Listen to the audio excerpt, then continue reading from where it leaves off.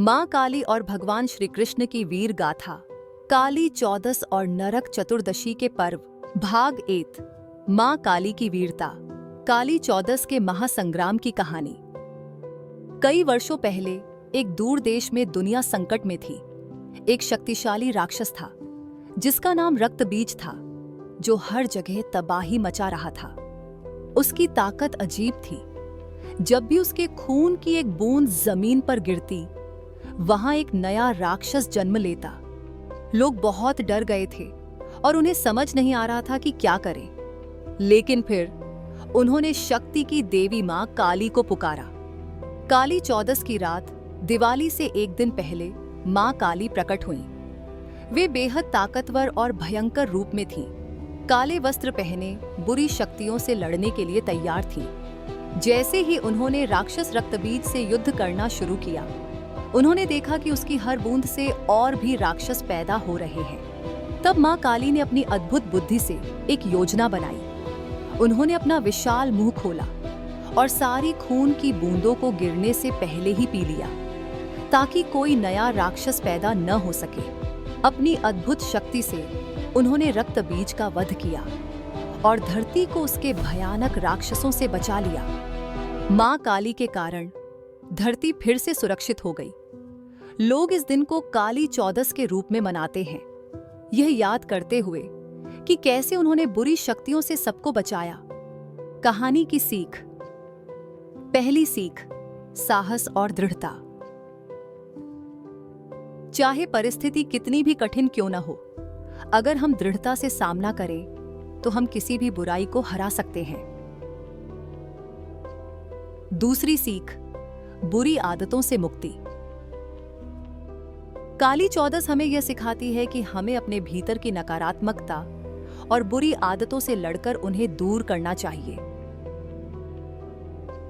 तीसरी सीख, सच्चाई और अच्छाई की जीत। बुरी शक्तियां चाहे जितनी भी बड़ी क्यों ना हो, अंत में जीत हमेशा सच्चाई और अच्छाई की होती है। भाग 2, नरक चतुर्दशी, श्री कृष्ण की नरकासुर पर विजय की कहानी।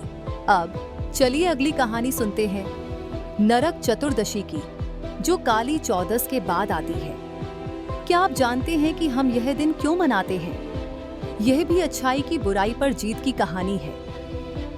बहुत समय पहले नरकासुर नाम का एक राक्षस था।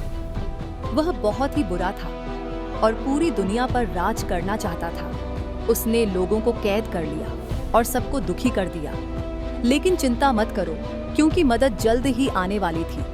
देवताओं ने फैसला किया कि सिर्फ भगवान कृष्ण ही नरकासुर को हरा सकते हैं। नरक चतुर्दशी के दिन भगवान श्री कृष्ण अपने रथ पर सवार होकर युद्ध के मैदान में आए। युद्ध कठिन था, लेकिन भगवान श्री कृष्ण निडर थे। आखिरकार उन्होंने नरकासुर को हरा दिया और सभी लोगों को उसकी बुरी पकड़ से आजाद कर दिया।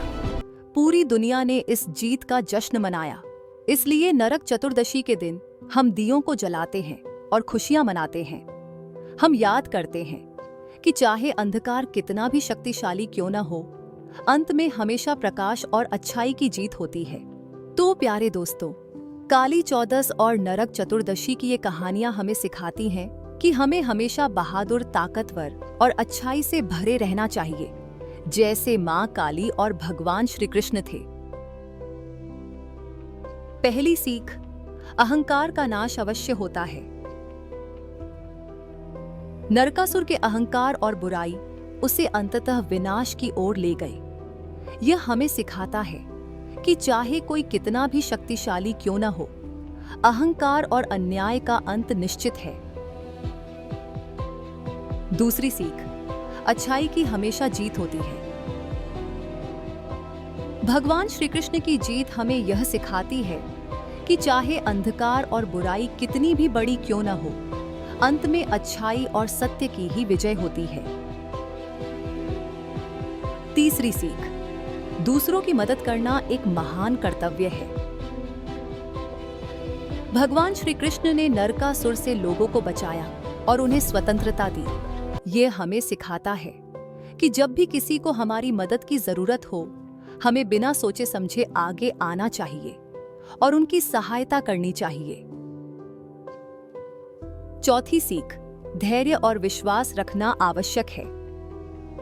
जब लोग नरकासुर के अत्याचार से परेशान थे, उन्होंने भगवान श्री कृष्ण पर विश्वास किया। यह हमें सिखाता है कि कठिन समय में धैर्य और विश्वास बनाए रखना बहुत जरूरी है। पांचवी सीख, प्रकाश और आशा के प्रतीक के रूप में दियों का महत्व।